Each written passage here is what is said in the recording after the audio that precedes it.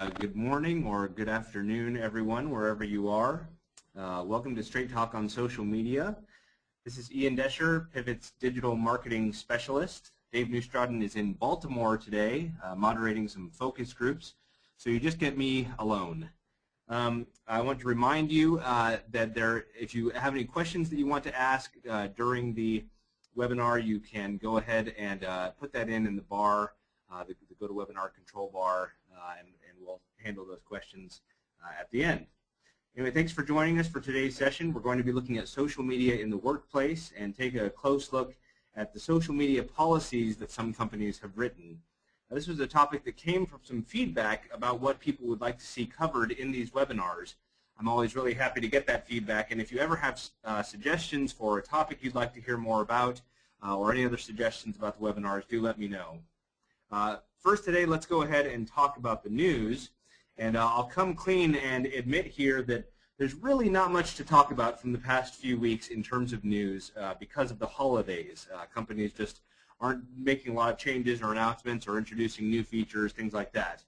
One thing that did happen is that some comprehensive numbers for 2010 came out, and that news was all Facebook dominated.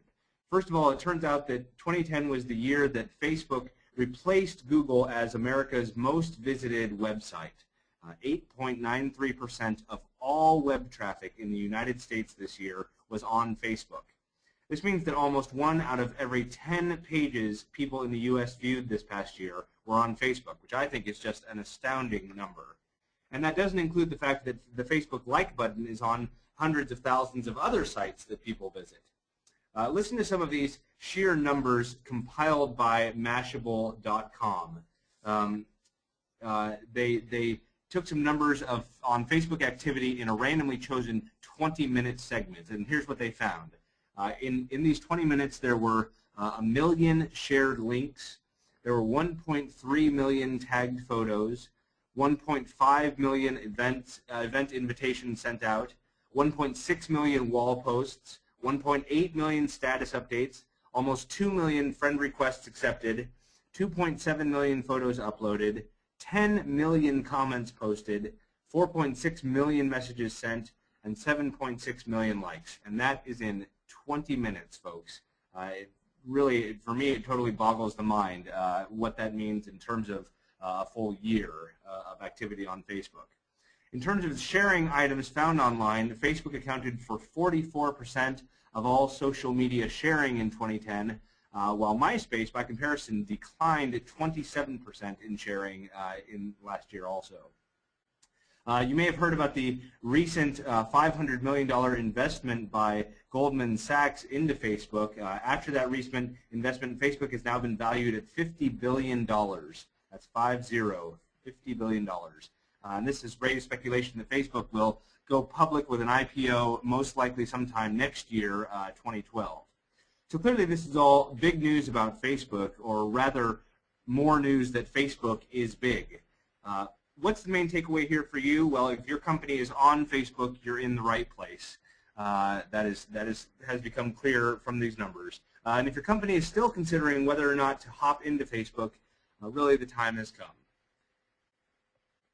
So that's all the news I have for you this week, I have to say.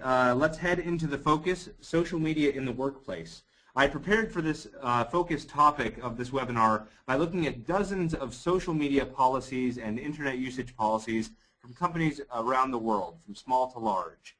As an interesting aside, Entrepreneur.com posted an article just yesterday recommending that all companies implement at least a basic social media policy. So this webinar ends up being pretty timely in terms of that article. The things I'm going to talk about in today's webinar are common themes across the policies I looked at, some really good information and things to think about based on what others have put together. Some points are gathered from several different companies, while others were unique to policies of just 1 or 2 companies. There's some good stuff here, so let's go ahead and dive right in. The first thing to do here in terms of social media in the workplace is to get the issues out on the table.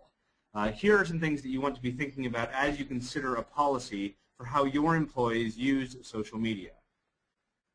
First of all, when you're putting together a social media policy for your workplace, you really have to think about free speech and its limits.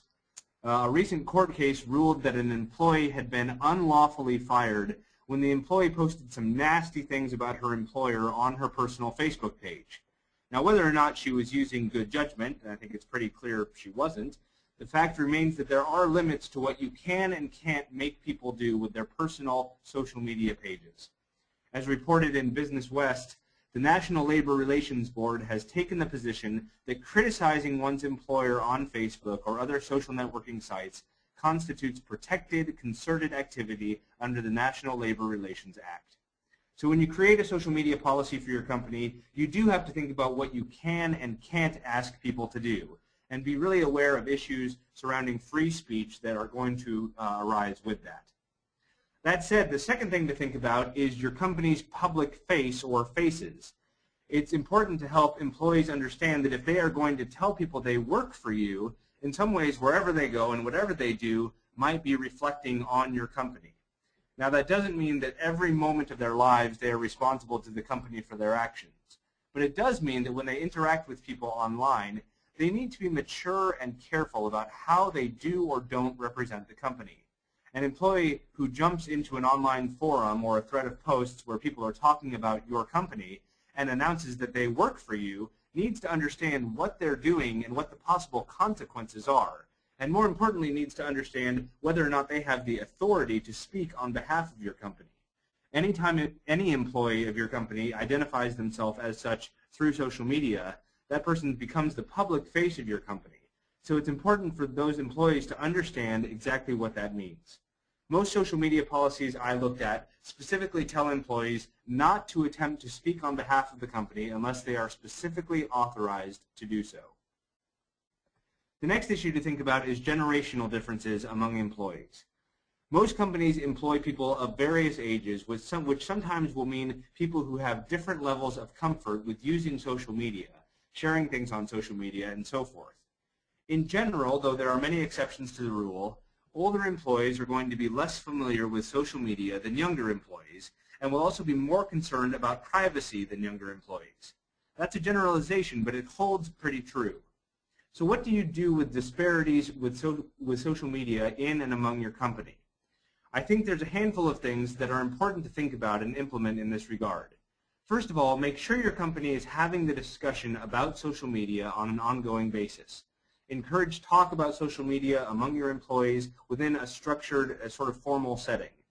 Let the people more concerned about privacy explain why they're concerned, and let those who aren't as worried about privacy ask questions. Another thing you might consider doing is to encourage your social media savvy employees to introduce Facebook and Twitter and other services to their coworkers who don't know much about them. Let employees help each other by answering each other's questions, particularly if the alternative is to have one group of employees nervous or upset or suspicious of other employees' social media usage. It's really a good thing to get out on the issue and address these generational issues.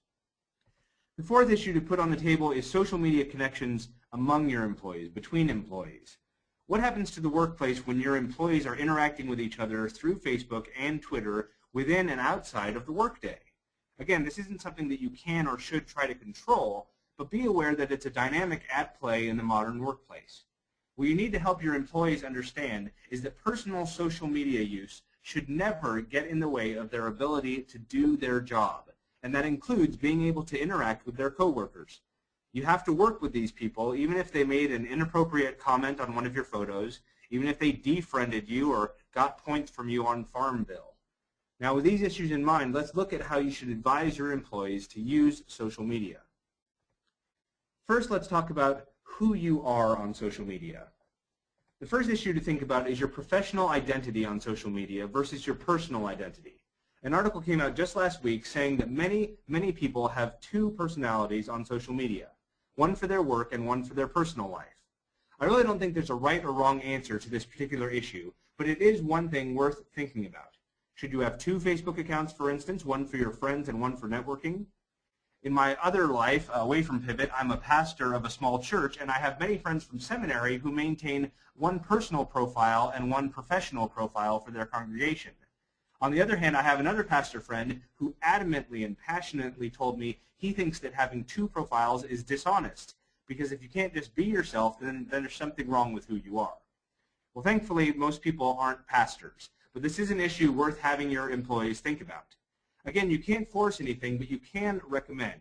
If your employees are likely to be interacting with customers via social media, you will at least want them to think about the implications of having their personal profile on Facebook, on which they interact with their friends, be the same profile where they interact with customers. It works well, it works perfectly fine for some people, but for others, they may want to think about having a separate professional identity. It's something that a good social media policy can at least help people to think through. The next thing to think about in terms of who you are is to remind your employees that they should be themselves when it comes to social media.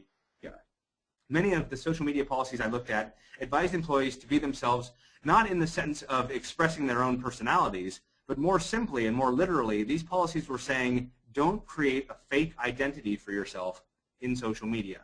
There are a few reasons for this. First of all, if you create a false identity and interact with customers, the possibility for misunderstanding or something worse is just that much heightened. Using fake identities to make good comments about your company or its products is a huge social media no-no. And also, social media has a way of sniffing out the fakers and insisting on transparency. It's just, in general, good social media practice to be yourself, literally, not to misrepresent who you are or, for that matter, who you work for. And the final thing your employees should think about in terms of who you are is to think about who will see the things you do on their social media sites. Who's going to be seeing your employees' personal social media pages, and what do they, given that, how do they want to behave?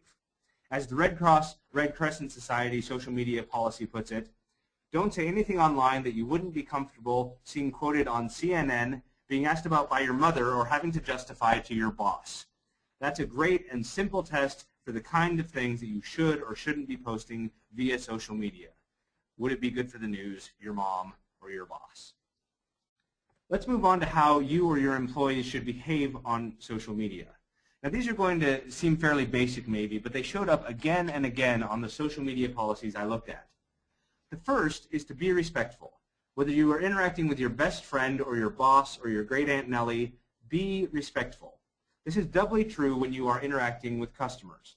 No matter how irritated or irritating customers get, your employees should know that it is their role to be respectful when it comes to social media. Even if you can't resolve a conflict with the person you're interacting with at the moment, like I said a moment ago, you always want to think about who's watching. There are always other people watching that comment thread. And those people are going to see whether or not you're behaving in a respectful way. So being respectful is a big one we see over and over on these social media policies. The next thing employees need to do is to be accountable, and this includes the willingness to admit mistakes when they are made.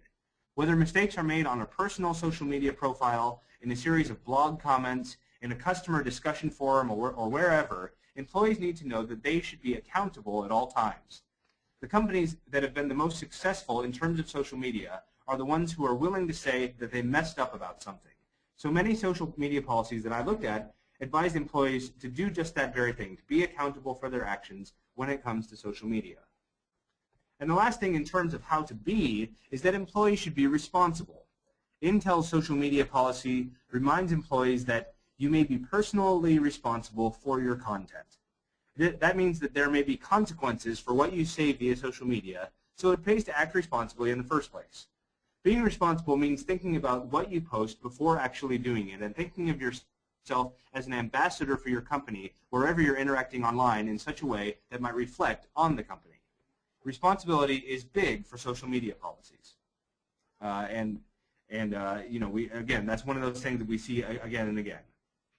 So that's a bit about how your employees should behave online in terms of suggestions you can make for them. But let's get a bit more into what they can and should, or maybe shouldn't, share online.